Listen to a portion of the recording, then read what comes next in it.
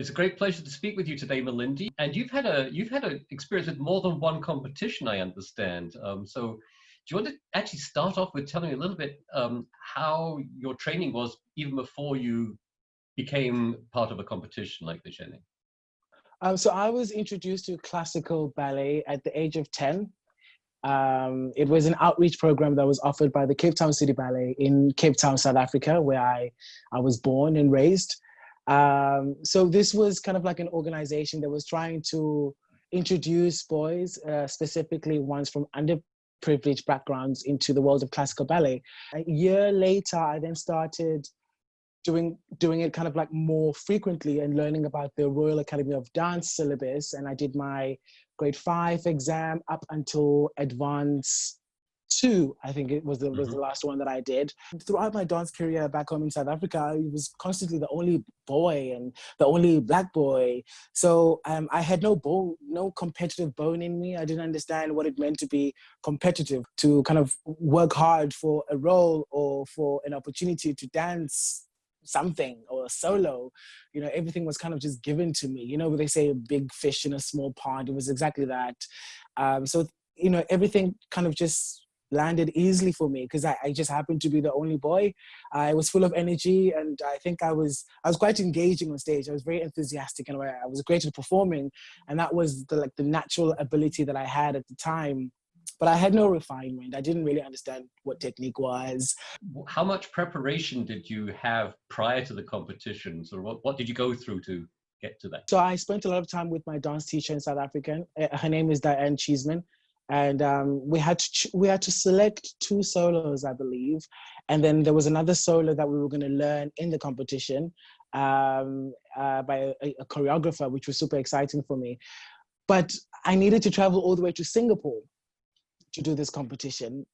So what I did, the idea was for me to do like a national competition in South Africa, where if I won that one, they would pay for all my expenses to then go travel to, I think it was in 2009, the first time I did it, and it was in Singapore. So they would pay for all the expenses, and because I couldn't afford to travel all the way to Singapore. So I did the national one in Johannesburg in South Africa. And luckily I won it. I was not expecting it, but I won that, which then meant that I was able to travel all the way to Singapore and compete like with other international dancers, which was a complete shock to the system. So it was a great introduction for me, but it didn't work out. I didn't make it to the final, and I didn't understand. It's so strange because I think back now, I'm like, I thought I was good, but obviously I wasn't that good. I think I wasn't focused.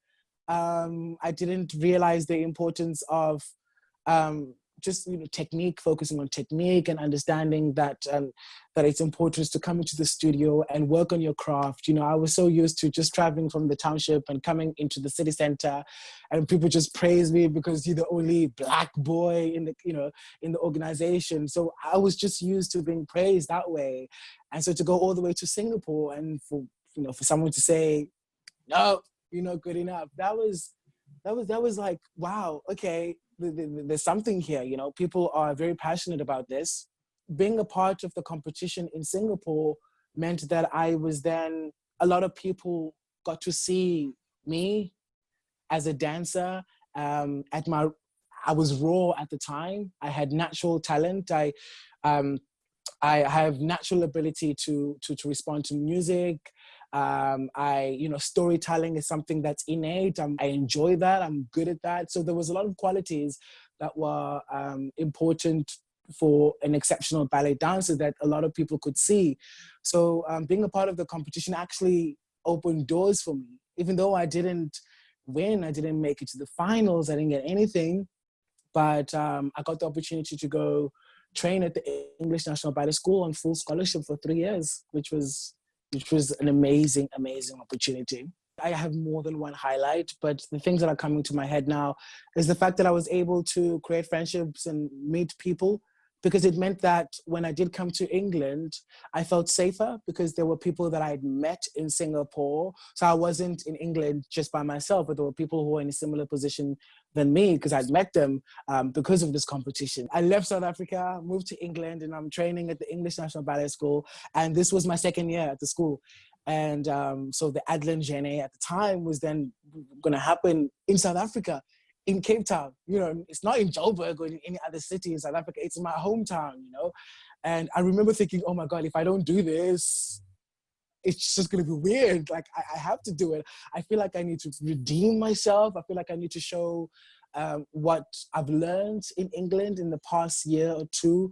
And that kind of refinement that I gained from English National Ballet School, understanding technique and understanding what my strengths were, and just making sure that that's what I show to people, and focus less on what I wasn't that amazing at. So I think I didn't enjoy it as much as I did the first time, because my approach was more professional, and I wanted to look professional. I wanted to look like I was hardworking. I wanted to give the impression that I was determined to be a classical ballet dancer in the future. And I wanted the people that were surrounded, because I understood that these people that are around me, chances are they are the ones that are going to give me the jobs later on in my career, you know. Whereas the first time around, I didn't understand that concept at all. I got bronze, which was awesome, and I was happy. I was very happy about that. After the competition, we have like a reception. So afterwards, we all meet up with the judges, and we talk and just kind of, you know, chat about our experiences. And David Nixon shared his business card with me. And I remember I had the smallest wallet that my mom gave me when I moved to England, and I put his business card there. But I remember thinking at the time, this guy is just giving me his business card. It's not going to mean anything, but I'm just going to keep it anyways. And I put it in my wallet. And 2 years later, I used that same business card to give him a personal email and say, we met 2 years ago and you said to get in touch. So I'm getting in touch. I'd like to audition for your company. And I did audition. So, and that was from the competition, you know, yeah. So. And now you are a star of the Northern Ballet. A lot of what you talked about your joy of performing, and that sparkle, and that being the character and everything like that really does come across so strongly when you dance today. It took me time to get that, because I think when I went to English National Ballet School, I was so focused on the training and getting the technique, which I didn't understand before I went there.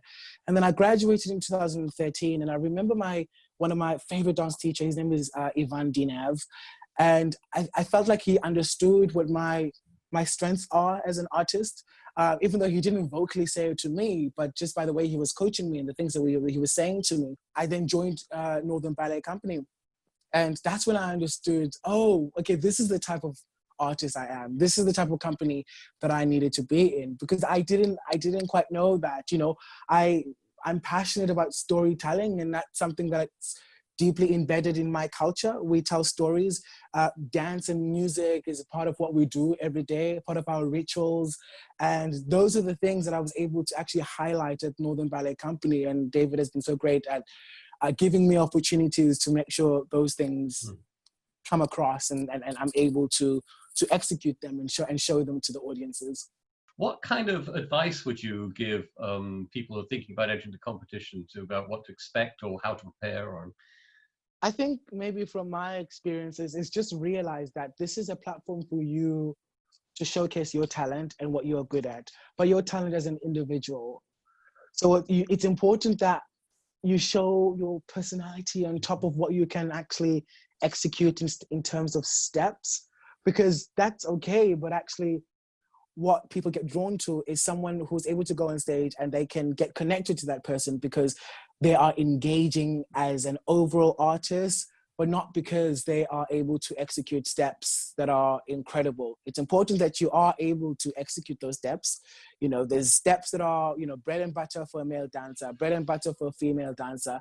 You need to be able to do them, yes, but when you go on the stage, you just need to find something that makes you unique. And I hope that for young dancers that they are surrounded by teachers who are able to hone them in such a way that they can get their own personalities out of their dancing, so that by the time you get to compete in the competition, you're able to make sure that that's what the audience sees. You know, you need to be an engaging dancer and actually have fun and enjoy it, because when you're having fun, the people that are watching you, they can connect with that and they can see that, and then they can have fun.